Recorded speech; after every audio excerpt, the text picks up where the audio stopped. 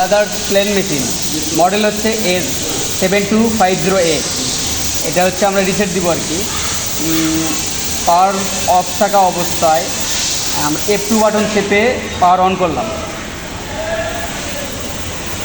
এরপর হচ্ছে C01, আমরা প্লাস বাটন চেপে আবার আগের পজিশনে নিয়ে আসবো। C01 আনার পর হচ্ছে ইন্টার বাটন চেপে ধরতে হবে। চেপে ধরার পর ইন আসবে, আমাদের রিসেট ওকে। অফ করে আবার পাওয়ার বাটন অফ করে দিলাম। অফ হওয়ার পর আবার অন করে দিলাম, দিয়ে আমার রিসেট ওকে। রানিং করতো।